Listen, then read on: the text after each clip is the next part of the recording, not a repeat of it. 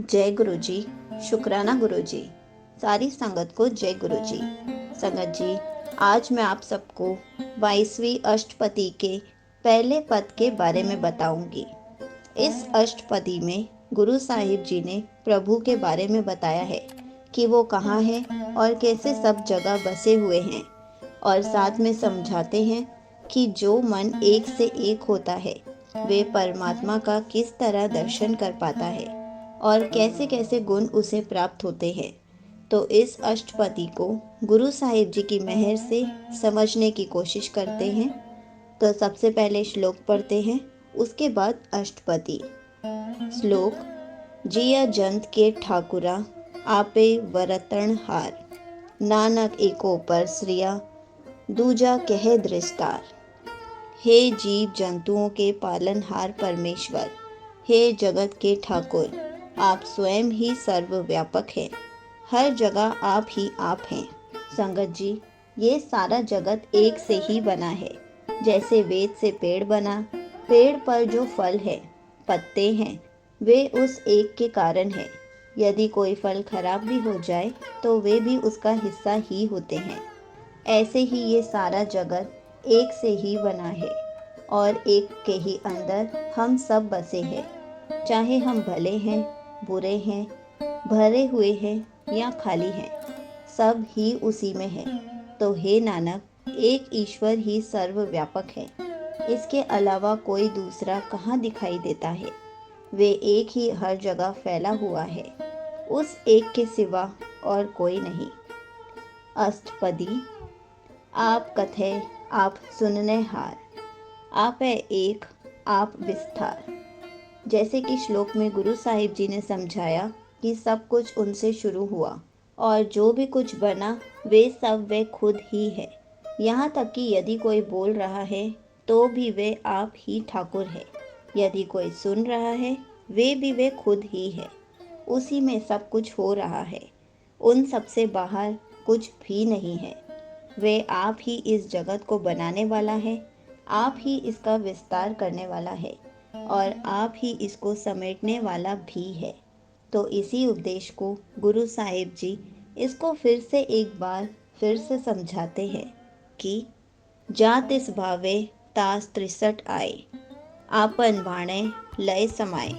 अर्थात जब उसे भाता है, जब उसे भला लगता है तो वे सृष्टि की रचना कर देता है और इसे बनाने में वे किसी की राय नहीं लेता। उसे जब सही लगे वे बना लेता है और जब इसका कार्य पूरा हो जाए तो इसे अपनी इच्छा अनुसार समेट भी लेता है। भाव फिर से अपने आप में सब कुछ लीन कर लेता है। इसलिए जब कुछ नहीं था तो भी वे था, जब सब कुछ है तो भी वे है, हर किसी में है। जब कुछ ना रहेगा तब भी वही रहेगा। तुम ते भिन्न नहीं किछ होए, आपन सूत सब जगत परोए। हे परमात्मा, जो कुछ भी इस जगत में है वे आपके कारण ही है। आपसे अलग भिन्न कुछ भी नहीं किया जा सकता। यदि कोई सोचे मैं परमात्मा से बाहर चला जाऊं, ऐसा नहीं हो सकता। गुरु साहिब जी फरमाते हैं कि हे मेरे मालिक, तुम्हारे बिना कुछ भी नहीं किया जा सकता। सारा जगत आपने अपने हुक्म के धागे से पिरो कर रखा है। कोई इस धागे से बाहर नहीं जा सकता। जाको प्रभ जीव आप बुझाए, सच नाम सोई जन पाए। कुछ लोग ऐसे होते हैं जो परमात्मा को समझने जाते हैं, तो जब उन्हें कुछ पता नहीं चलता तो वे उन्हें कहते हैं कि ये सब झूठ है, यहाँ कोई नहीं है। और कुछ लोग ऐसे होते हैं जो खोजते हैं तो उसे पा भी लेते हैं। भाव उसके हुक्म को समझकर वे जान जाते हैं कि वे है, और जब वे एक से एक होते हैं तो वे ये भी जान जाते हैं कि उसको जानने का गुण भी हमें खुद ही दिया है। गुरु साहिब जी फरमाते हैं कि जिसे प्रभु स्वयं ज्ञान देता है, जिसे वह खुद समझा देता है, वे ही उसे समझ पाता है और वे ही उसे जान पाता है और वही सत्य नाम प्राप्त कर लेता है। वही उसके नाम को प्राप्त करके सदा प्रभु के साथ जुड़ा रहता है, और जब जुड़ा रहता है उसके बारे में गुरु साहिब जी फरमाते हैं कि सो समदर्शी तत् का बेटा, नानक सगल 63 का जेता। जो मन रब से जुड़ा है वे समदर्शी तत्व ज्ञाता बन जाता है। वे हर एक को एक का ही रूप देखता है और वे तत्व ज्ञान को, परमात्मा के ज्ञान को, उसके नाम को भी जान पाता है। हे नानक, वही मन सर्वोच्च जगत को एक करने वाला होता है।